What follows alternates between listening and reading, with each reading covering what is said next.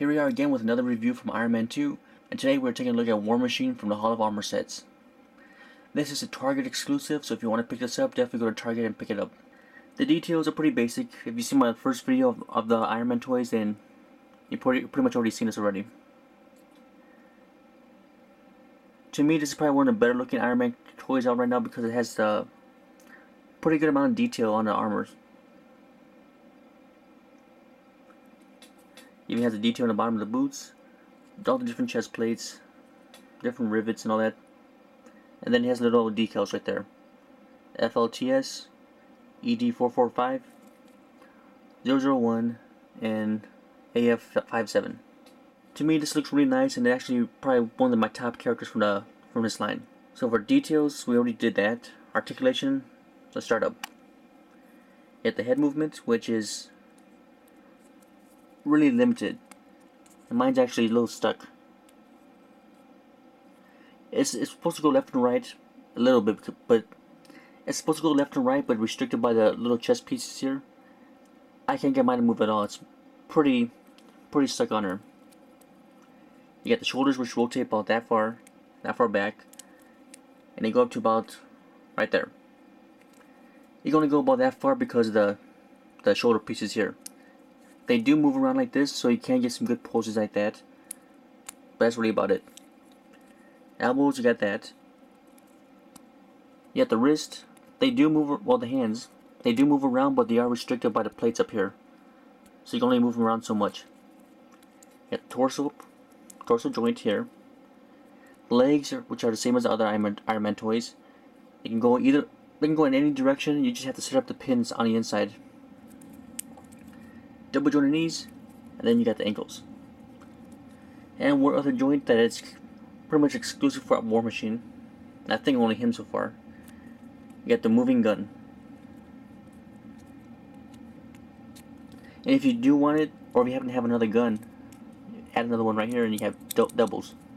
For me, of course, I bought two of these sets because I wanted I wanted an extra one of these, so I picked up an extra War Machine, and now I have an extra gun. If you buy the basic set for like the regular price, $6.99 to $7.99, you only get one of these guns, but the other gun is like a big projectile type gun, which shoots out like a rocket or something. And you also get like a little ammo thing here that pops out of here and goes into the back, I think. So it comes with a little bit more stuff if you buy it separate. But with this one, if I'm not mistaken, it has more color to it. Like right here it has some yellow, barely right here. It's not very much, but it's a little bit extra to it. For extra accessories, not counting the guns, you got the base here, which is probably the main selling point for this set here. You got the base that rotates right here. It rotates like this because if you lock in two bases together,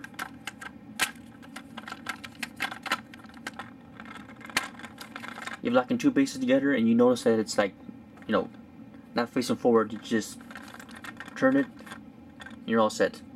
That way you don't have to keep like putting like this, like that. That way you don't have to keep doing it over and over to get it perfect. You just pop it in and twist it around. And as you can see here, the glass piece does come off too, and it snaps on real easy as well. You just line it up like that, line it up like there, and push. And there you go. Holds it nice and tight, and and then of course with the base, the best thing about the base, there's a button right here. See it right here? If you push the button, it lights it up. It's a pretty neat looking feature, and I'll try to get it to show up in the video. First off, to put the character on her, it's easy just to pop this off right here. And you can see right here, there's a peg. Take that peg and pop it into the hole.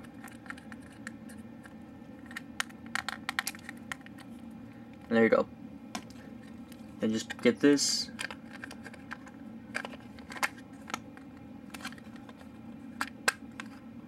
Like that. Oop. Like that.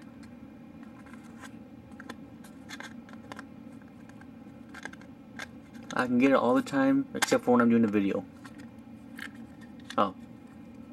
Helps if you do it the right way.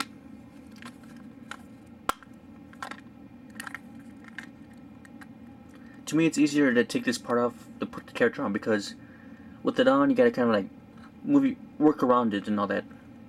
This way, if you take it off, you just plop it under and pop the shield back on. So let's turn off some lights and try this out. Alright, let's go and push this button and see how good it looks.